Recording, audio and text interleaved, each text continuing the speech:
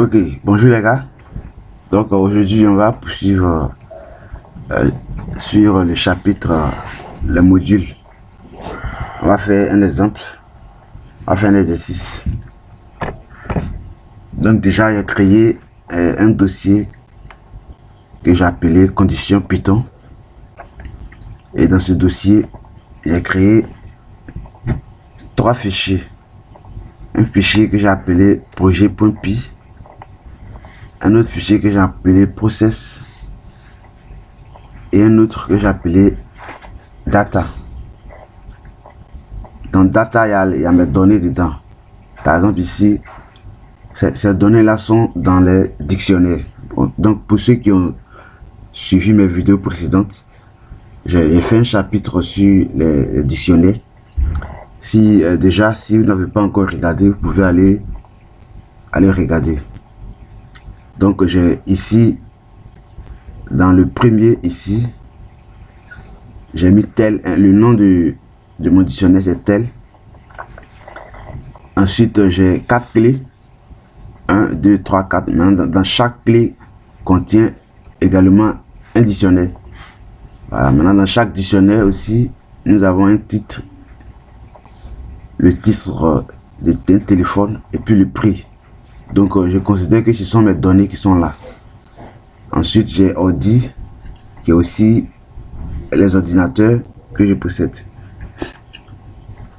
Maintenant, on va écrire une fonction qui permet de faire des recherches.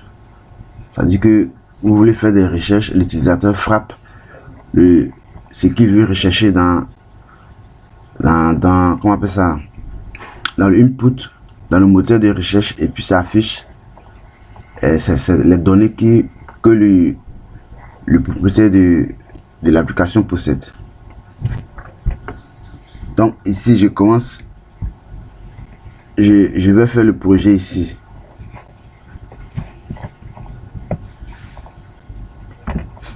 Donc j'appelle search input recherche.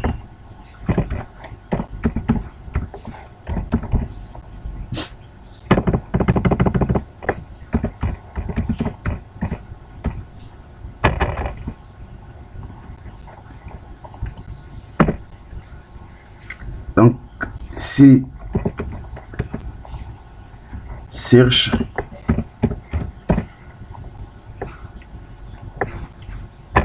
dot lower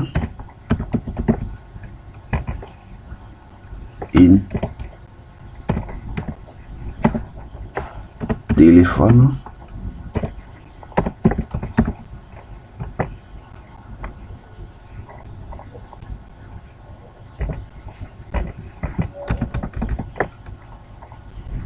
affiche-moi la liste de téléphones.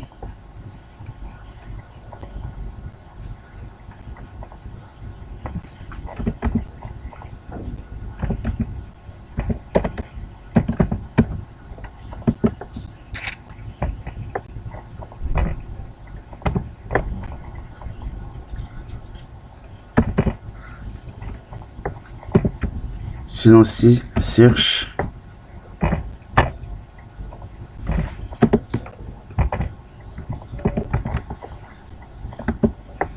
ordinateur,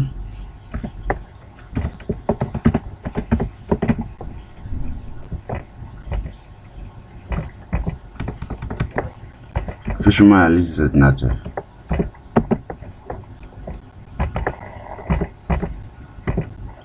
Donc moi je n'ai que des téléphones et des ordinateurs. Dans le cas contraire, else, il faut dire à l'utilisateur que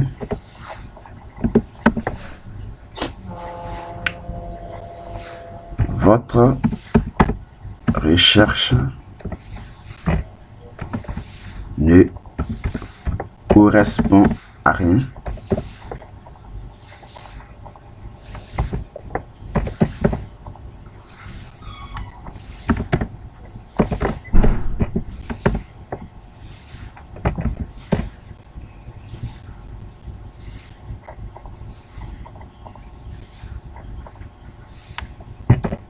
Désolé.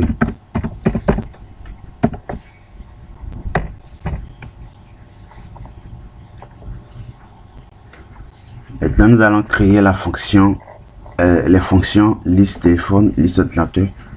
Ces fonctions-là, nous allons les créer dans le module process. Je copie ça. 3C. Def.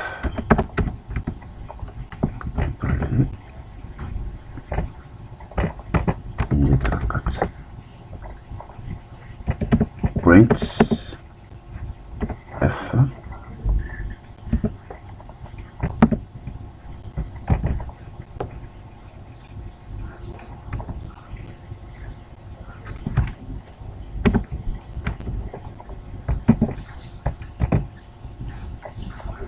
Donc ça m'affiche le titre du produit avec son prix.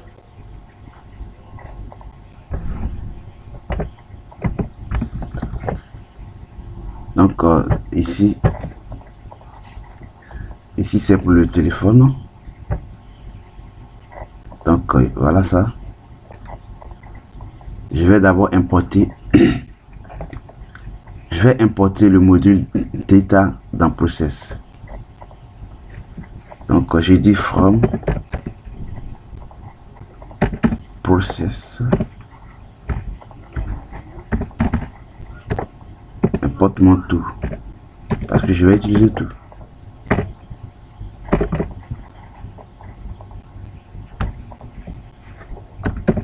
For elements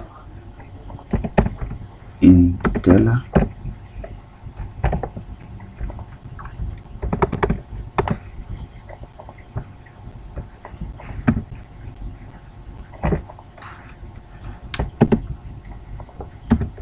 élément, le titre,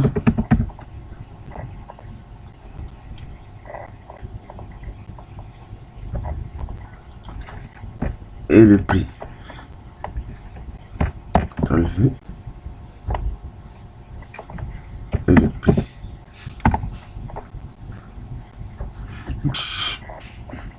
Donc on va d'abord tester ça.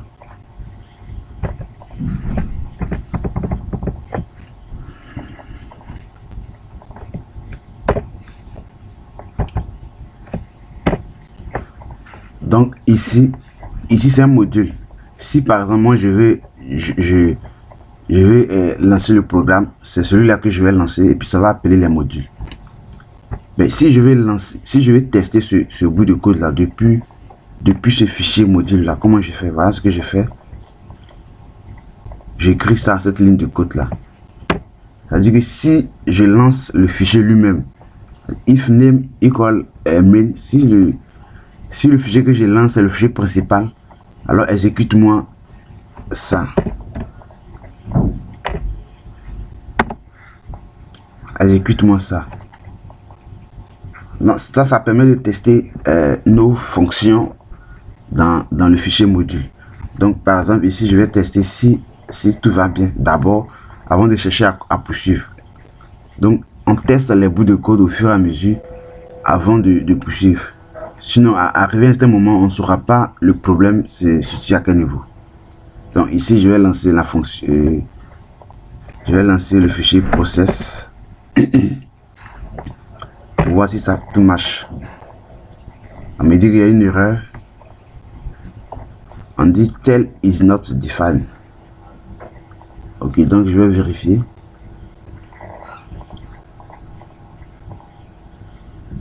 Pourquoi c'est pas défini? Tel.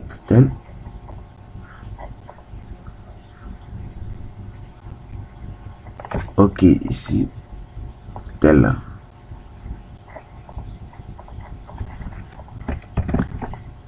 Donc c'est tel ici. D.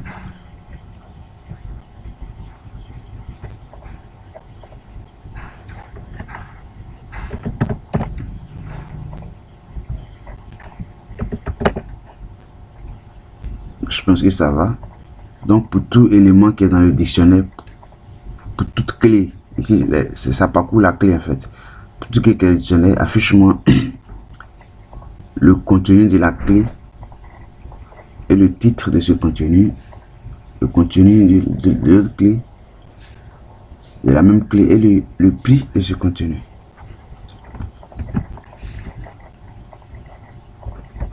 Process.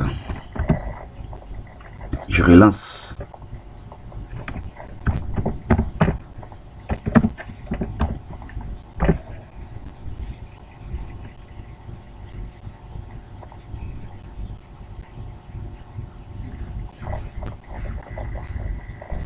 Ligne 11. Ligne 11 dans le module.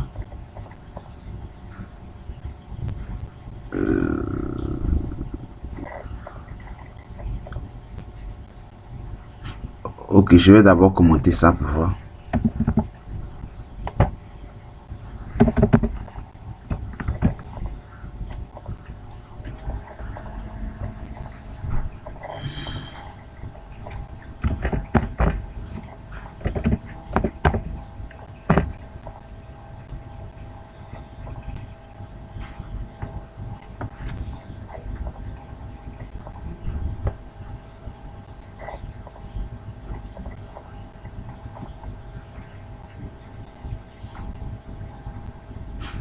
Ok, ici c'est data.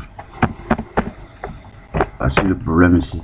Donc j'importe le module data. J'avais mis process ici, du coup ça n'a pas de sens. Okay, donc je réponds ici, je fais le test. Voilà pourquoi il est important de tester les bouts de code au fur et à mesure que on avance. Donc je relance process.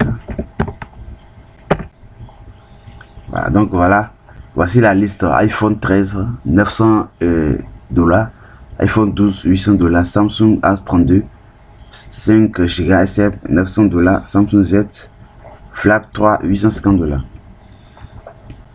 Donc c'est celui-là qui m'a permis de tester au sein même du module. Voilà, donc je vais commenter ça.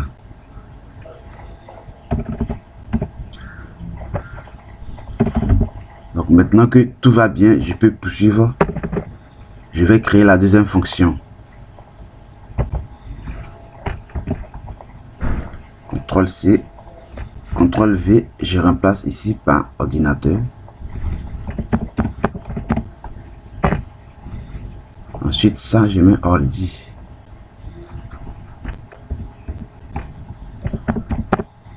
Ordi. Voilà, donc je pense que tout marche. Donc maintenant j'appelle mes deux données, téléphone, mes données sur les téléphones et sur les ordinateurs. Maintenant que c'est fait, je vais maintenant importer le module process dans mon projet, où est que j'ai déjà construit la fonction ici. Donc je vais l'appeler dans mon projet from process importe mon tour. Voilà.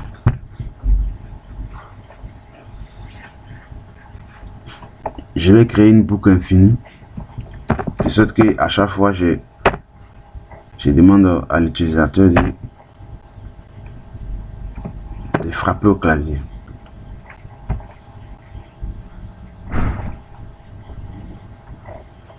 Indenté. Ok.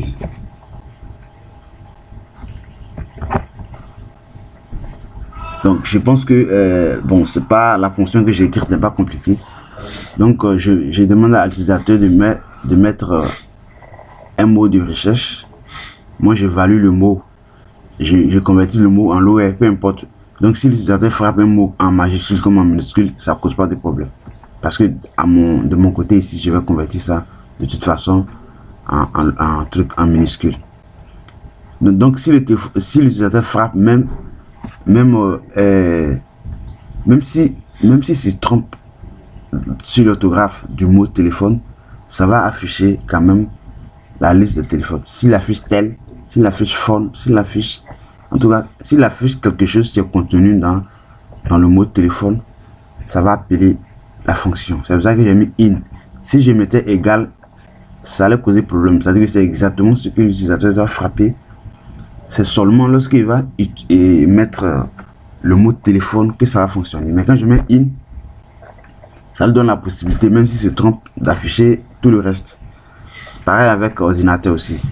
Donc dans le cas où il frappe quelque chose qui n'est ni téléphone ni ordinateur, ça va lui dire que les recherches qu'il fait ne correspondent à rien. Donc je vais lancer. Donc pour ceux qui sont nouveaux sur le site ou sur la plateforme, sur ma chaîne, abonnez-vous et likez et partagez aussi. Maintenant ceux qui sont abonnés, vous pouvez liker, voilà. Donc je poursuis. Ici je prends, donc je vais lancer projet. Ici ce n'est plus process que je lance, mais c'est projet que je lance. Donc on me dit recherche. Donc je mets ordi. Je suis pas obligé de tout mettre. Voilà, donc je vois Dell Core i5, HP Core i6. On me demande encore recherche. Si je mets téléphone, je vois la liste des téléphones. Si je mets Red, on dit votre recherche ne correspond à rien, désolé. Si je mets par exemple pool, votre recherche ne correspond à rien. Ordi, ordinateur, la liste d'ordinateur s'affiche. Il fait CTRL-C pour couper parce que je n'ai rien mis dans le code pour pouvoir couper ce truc là. Maintenant ici je vais faire un truc. Il faudrait qu'à chaque fois je laisse l'espace. Print. Ok. Projet. Je lance. Votre recherche. Je mets. Ah, je vais ordi. Rechercher tel. Rechercher. Rechercher. Rechercher. Rechercher. Ok, donc je pense que vous avez compris ce truc là. Donc c'est un peu tout ce que vous pouvez savoir sur les modules. C'est pas compliqué. Il y a aussi les packages. En fait, les packages là, les modules contiennent nos fonctions et nos variables qui ont un rapport commun, qui ont un lien en fait. Maintenant, les packages, eux, ils associent, ils rassemblent, ils contiennent nos modules. De la même manière que les modules contiennent des fonctions, les packages contiennent nos modules. Il y a aussi les classes. Les modules contiennent aussi des classes. Donc dans les vidéos qui viennent, nous allons voir aussi les classes. Les classes, ça veut dire que ça nous permet d'écrire du code en orienté objet. Python même est déjà orienté objet. Tout ce que nous faisons ici, c'est orienté objet. Tout ce que ce soit les fonctions que nous utilisons de Python, que ce soit nous-mêmes nos propres fonctions, tout est en orienté objet. Donc merci les gars. Donc n'oubliez pas de vous abonner et aussi de liker.